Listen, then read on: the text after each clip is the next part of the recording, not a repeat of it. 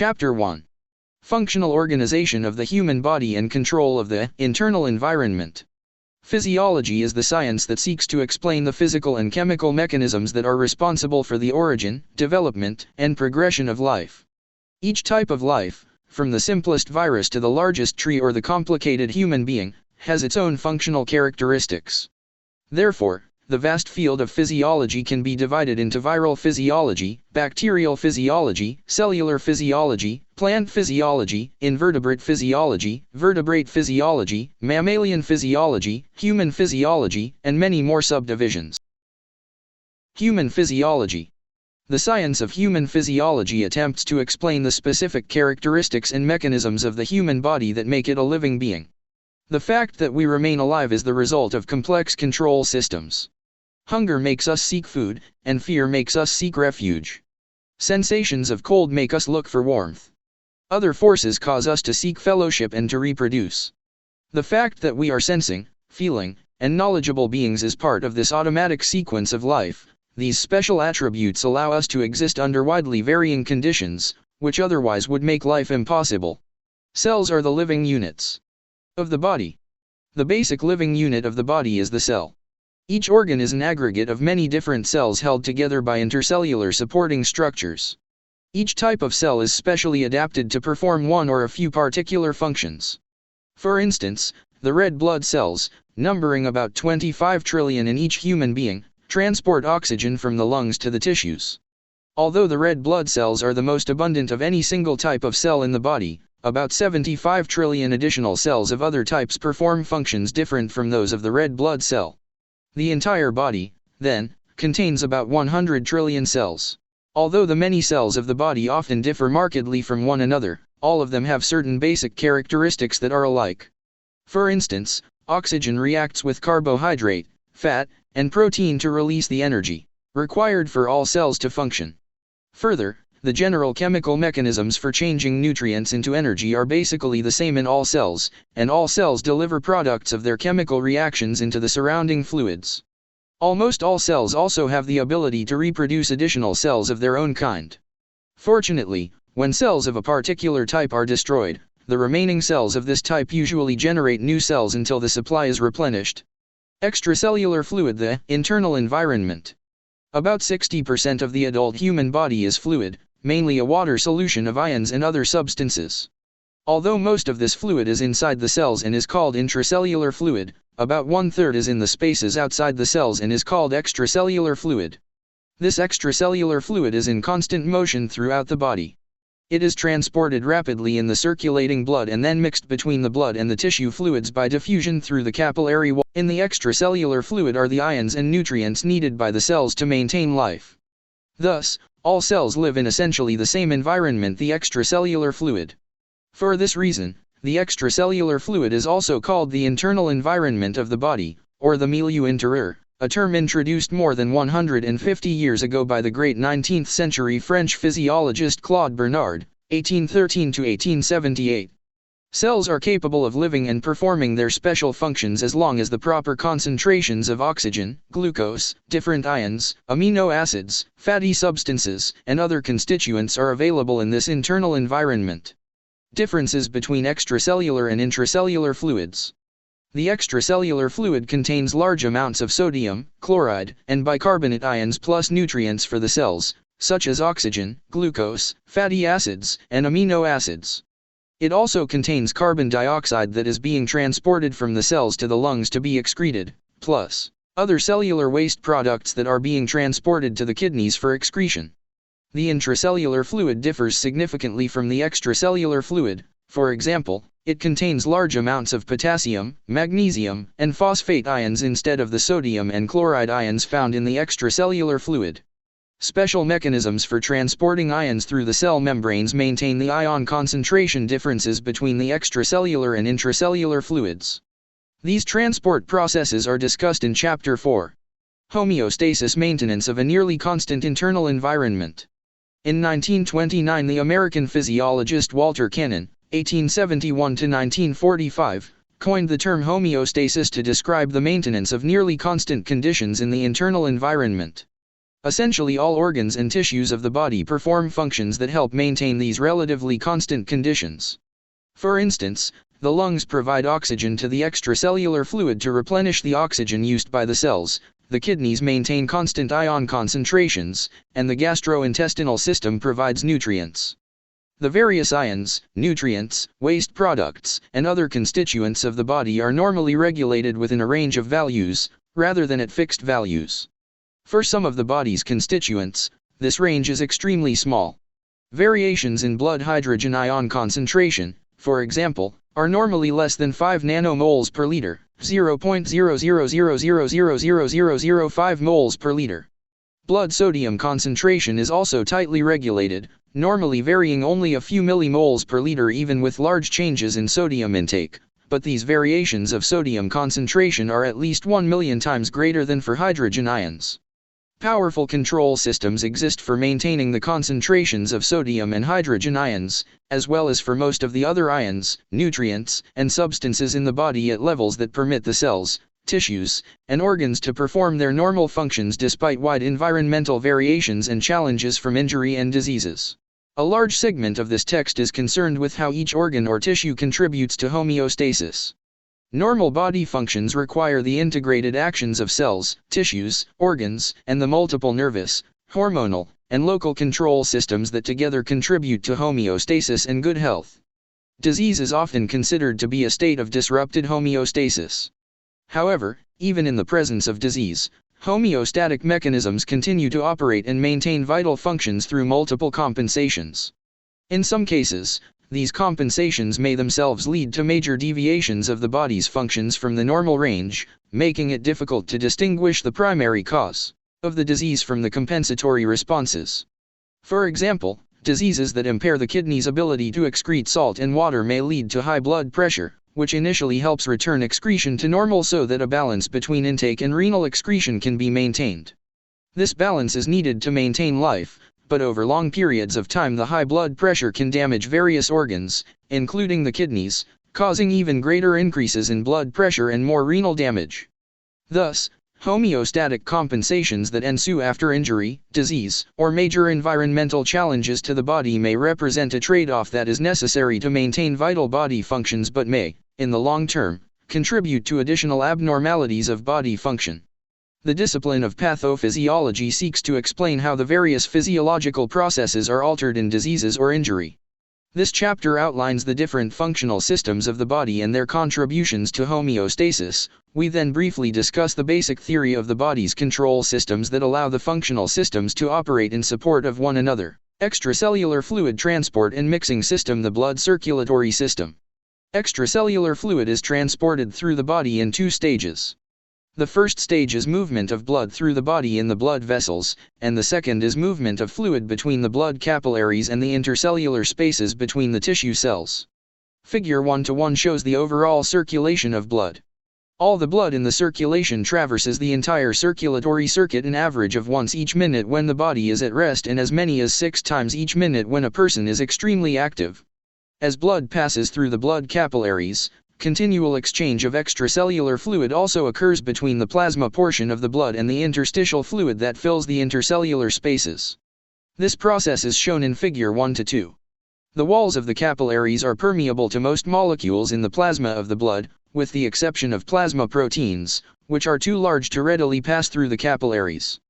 Therefore, large amounts of fluid and its dissolved constituents diffuse back and forth between the blood and the tissue spaces, as shown by the arrows.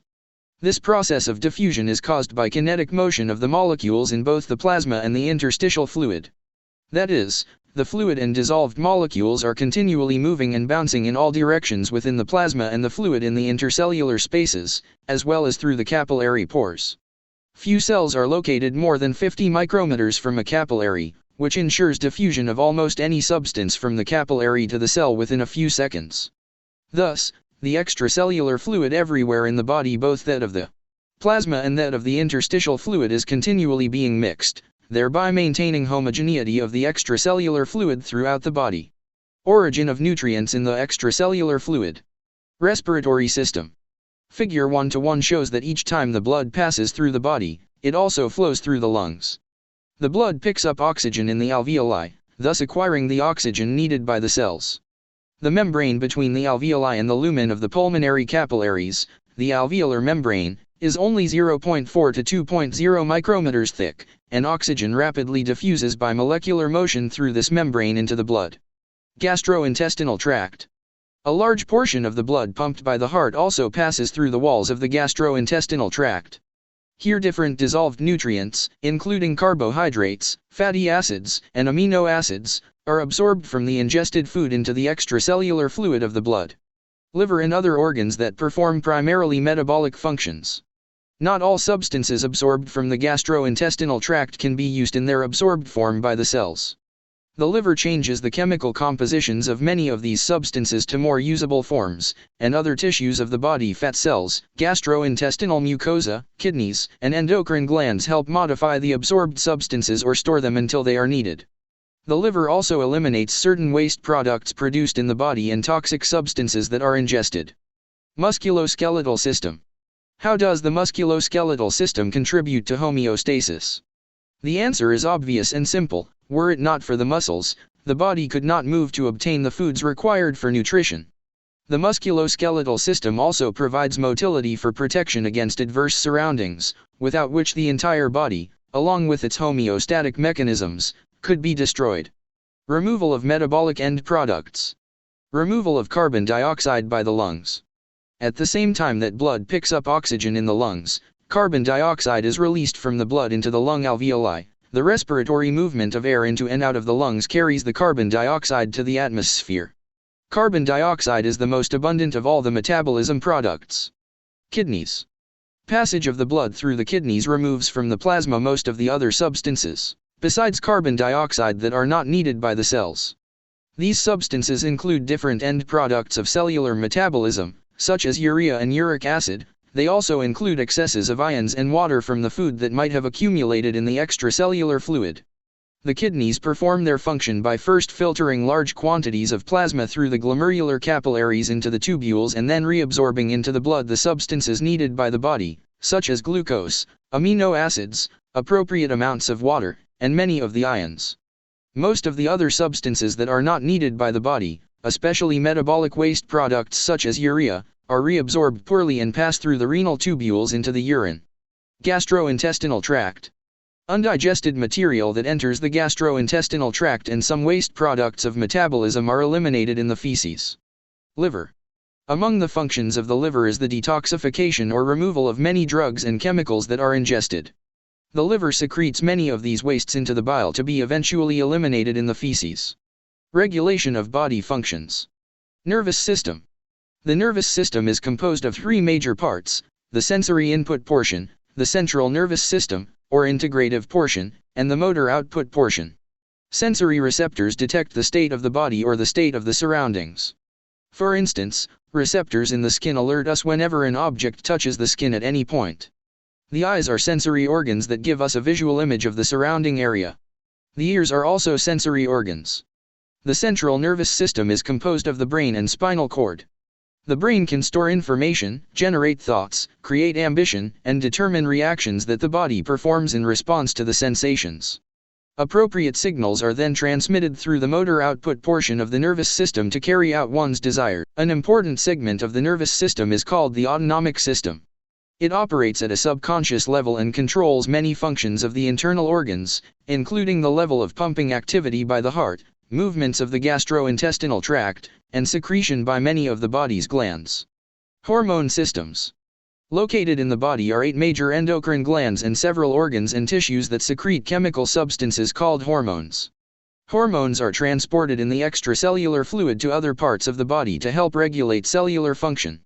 For instance, thyroid hormone increases the rates of most chemical reactions in all cells, thus helping to set the tempo of bodily activity. Insulin controls glucose metabolism, adrenocortical hormones control sodium and potassium ions, and protein metabolism, and parathyroid hormone controls bone calcium and phosphate. Thus the hormones provide a system for regulation that complements the nervous system. The nervous system regulates many muscular and secretory activities of the body, whereas the hormonal system regulates many metabolic functions. The nervous and hormonal systems normally work together in a coordinated manner to control essentially all of the organ systems of the body. Protection of the body. Immune system.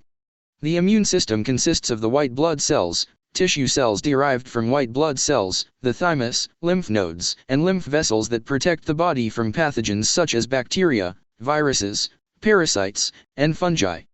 The immune system provides a mechanism for the body to 1. Distinguish its own cells from foreign cells and substances and 2. Destroy the invader by phagocytosis or by producing sensitized lymphocytes or specialized proteins, example antibodies, that either destroy or neutralize the invader. Integumentary system. The skin and its various appendages, including the hair, nails, glands, and other structures, cover, cushion, and protect the deeper tissues and organs of the body and generally provide a boundary between the body's internal environment and the outside world. The integumentary system is also important for temperature regulation and excretion of wastes, and it provides a sensory interface between the body and the external environment. The skin generally comprises about 12 to 15% of body weight. Reproduction. Sometimes reproduction is not considered a homeostatic function. It does, however, help maintain homeostasis by generating new beings to take the place of those that are dying. This may sound like a permissive usage of the term homeostasis, but it illustrates that, in the final analysis, essentially all body structures are organized such that they help maintain the automaticity and continuity of life. Control systems of the body. The human body has thousands of control systems. Some of the most intricate of these systems are the genetic control systems that operate in all cells to help control intracellular and extracellular functions. This subject is discussed in Chapter 3.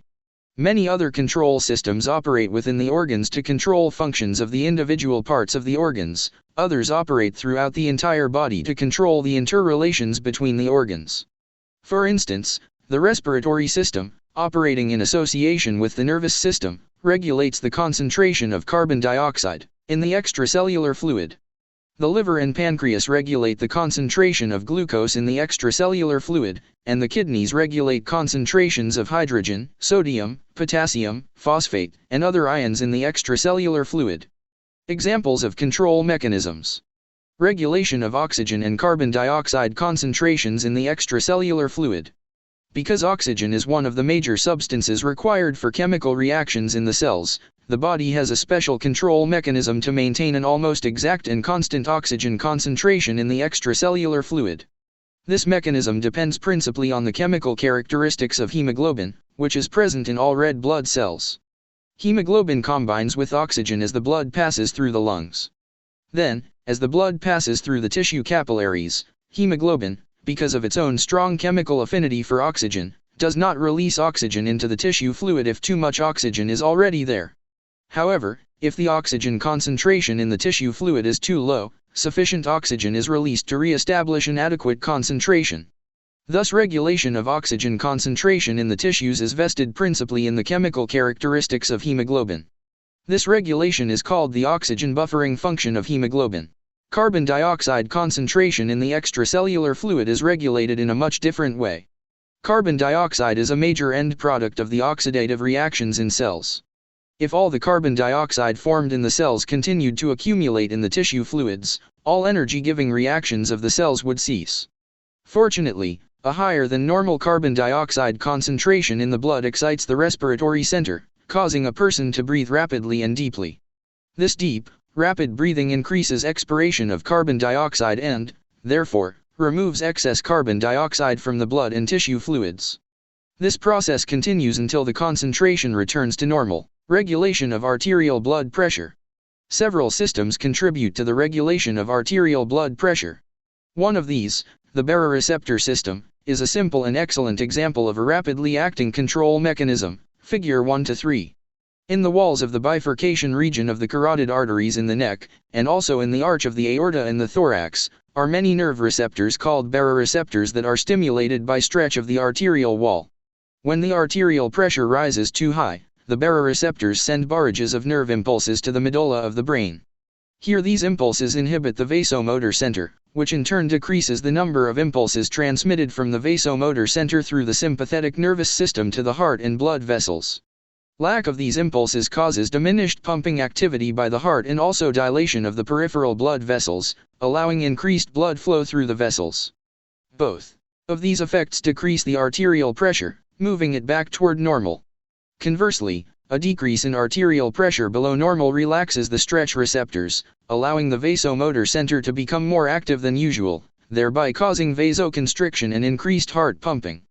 The decrease in arterial pressure also raises arterial pressure, moving it back toward normal. Normal ranges and physical characteristics of important extracellular fluid constituents.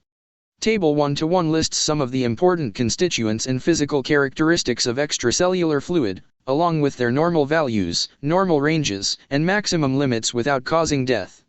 Note the narrowness of the normal range for each one. Values outside these ranges are often caused by illness, injury, or major environmental challenges.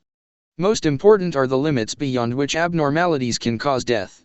For example, an increase in the body temperature of only 11 degrees Fahrenheit 7 degrees Celsius above normal can lead to a vicious cycle of increasing cellular metabolism that destroys the cells. Note also the narrow range for acid-base balance in the body, with a normal pH value of 7.4 and lethal values only about 0.5 on either side of normal. Another important factor is the potassium ion concentration, because whenever it decreases to less than 1/3 normal, a person is likely to be paralyzed as a result of the inability of the nerves to carry signals. Alternatively, if potassium ion concentration increases to 2 or more times normal, the heart muscle is likely to be severely depressed.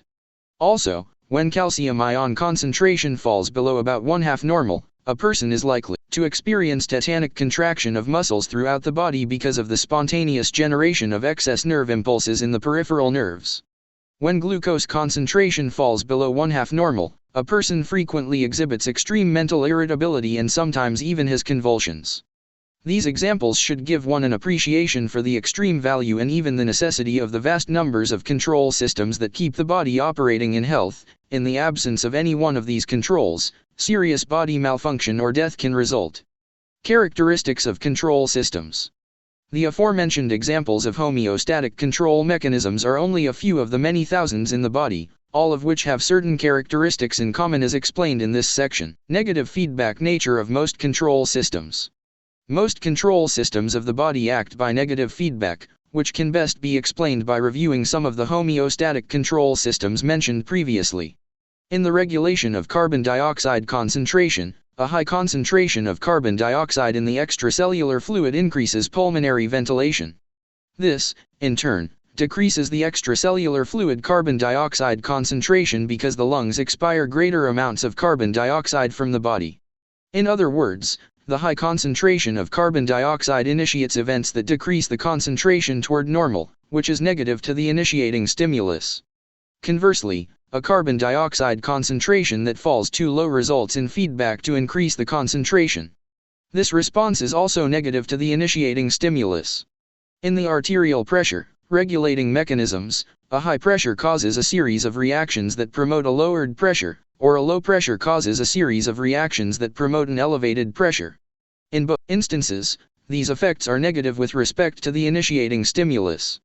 Therefore, in general, if some factor becomes excessive or deficient, a control system initiates negative feedback, which consists of a series of changes that return the factor toward a certain mean value, thus maintaining homeostasis. Gain of a control system. The degree of effectiveness with which a control system maintains constant conditions is determined by the gain of the negative feedback. For instance, let us assume that a large volume of blood is transfused into a person whose baroreceptor pressure control system is not functioning, and the arterial pressure rises from the normal level of 100 mmHg up to 175 mmHg. Then, let us assume that the same volume of blood is injected into the same person when the baroreceptor system is functioning, and this time the pressure increases only 25 mmHg. Thus the feedback control system has caused a correction of 50 mmHg, that is, from 175 mmHg to 125 mmHg. There remains an increase in pressure of plus 25 mmHg, called the error, which means that the control system is not 100% effective in preventing change. The gain of the system is then calculated by using the following formula. Gain equals correction by error. Thus, in the baroreceptor system example, the correction is 50 mmHg and the error persisting is plus 25 mm/Hg. Therefore, the gain of the person's baroreceptor system for control of arterial pressure is 50 divided by plus 25, or 2. That is, a disturbance that increases or decreases the arterial pressure does so only 1/3 as much as would occur if this control system were not present. The gains of some other physiologic control systems are much greater than that of the baroreceptor system. For instance, the gain of the system controlling internal body temperature when a person is exposed to moderately cold weather is about 33. Therefore, one can see that the temperature control system is much more effective than the baroreceptor pressure control system. Positive feedback can sometimes cause vicious cycles and death. Why do most control systems of the body operate by negative feedback rather than positive feedback? If one considers the nature of positive feedback, it is obvious that positive feedback leads to instability rather than stability and, in some cases, can cause death. Figure 1-4 shows an example in which death can ensue from positive feedback. This figure depicts the pumping effectiveness of the heart, showing that the heart of a healthy human being pumps about 5 liters of blood per minute. If the person is suddenly bled 2 liters, the amount of blood in the body is decreased to such a low level that not enough blood is available for the heart to pump effectively. As a result, the arterial pressure falls and the flow of blood to the heart muscle through the coronary vessels diminishes. This scenario results in weakening of the heart, further diminished pumping, a further decrease in coronary blood flow, and still more weakness of the heart. The cycle repeats itself again and again until death occurs. Note that each cycle in the feedback results in further weakening of the heart. In other words, the initiating stimulus causes more of the same, which is positive feedback. Positive feedback is better known as a vicious cycle, but a mild degree of positive feedback can be overcome by the negative feedback control mechanisms of the body, and the vicious cycle then fails to develop. For instance, if the person in the aforementioned example is bled only 1 liter instead of 2 liters, the normal negative feedback mechanisms for controlling cardiac output and arterial pressure can counterbalance the positive feedback and the person can recover, as shown by the dashed curve of figure 1-4. Positive feedback can sometimes be useful. In some instances, the body uses positive feedback to its advantage. Blood clotting is an example of a valuable use of positive feedback. When a blood vessel is ruptured and a clot begins to form, multiple enzymes called clotting factors are activated within the clot. Some of these enzymes act on other unactivated enzymes of the immediately adjacent blood, thus causing more blood clotting. This process continues until the hole in the vessel is plugged and bleeding no longer occurs. On occasion, this mechanism can get out of hand and cause formation of unwanted clots.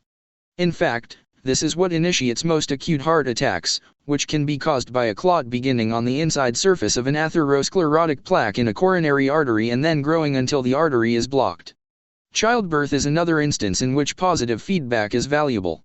When uterine contractions become strong enough for the baby's head to begin pushing through the cervix, stretching of the cervix sends signals through the uterine muscle back to the body of the uterus, causing even more powerful contractions.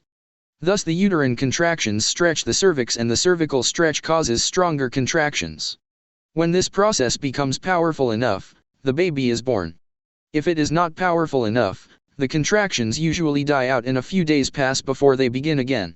Another important use of positive feedback is for the generation of nerve signals. That is, stimulation of the membrane of a nerve fiber causes slight leakage of sodium ions through sodium channels in the nerve membrane to the fiber's interior. The sodium ions entering the fiber then change the membrane potential, which in turn causes more opening of channels, more change of potential, still more opening of channels, and so forth. Thus, a slight leak becomes an explosion of sodium entering the interior of the nerve fiber, which creates the nerve action potential. This action potential in turn causes electrical current to flow along both the outside and the inside of the fiber and initiates additional action potentials. This process continues again and again until the nerve signal goes all the way to the end of the fiber. In each case in which positive feedback is useful, the positive feedback is part of an overall negative feedback process. For example, in the case of blood clotting, the positive feedback clotting process is a negative feedback process for maintenance of normal blood volume. Also, the positive feedback that causes nerve signals allows the nerves to participate in thousands of negative feedback nervous control systems. More complex types of control systems, adaptive control. Later in this text, when we study the nervous system, we shall see that this system contains great numbers of interconnected control mechanisms. Some are simple feedback systems similar to those already discussed. Many are not. For instance, some movements of the body occur so rapidly that there is not enough time for nerve signals to travel from the peripheral parts of the body all the way to the brain and then back to the periphery again to control the movement. Therefore, the brain uses a principle called feed-forward control to cause required muscle contractions. That is, sensory nerve signals from the moving parts apprise the brain whether the movement is performed correctly. If not, the brain corrects the feed-forward signals that it sends to the muscles the next time the movement is required. Then, if still further correction is necessary, this process will be performed again for subsequent movements. This process is called adaptive control. Adaptive control, in a sense, is delayed negative feedback. Thus, one can see how complex the feedback control systems of the body can be. A person's life depends on all of them. Therefore, a major share of this text is devoted to discussing these life-giving mechanisms. Summary: automaticity of the body. The purpose of this chapter has been to point out, first, the overall organization of the body and, second, the means by which the different parts of the body operate in harmony. To summarize, the body is actually a social order of about 100 trillion cells organized into different functional structures, some of which are called organs. Each functional structure contributes its share to the maintenance of homeostatic conditions in the extracellular fluid, which is called the internal environment. As long as normal conditions are maintained in this internal environment, the cells of the body continue to live and function properly. Each cell benefits from homeostasis, and in turn, each cell contributes its share toward the maintenance of homeostasis. This reciprocal interplay provides continuous automaticity of the body until one or more functional systems lose their ability to contribute their share of function. When this happens, all the cells of the body suffer. Extreme dysfunction leads to death, moderate dysfunction leads to sickness.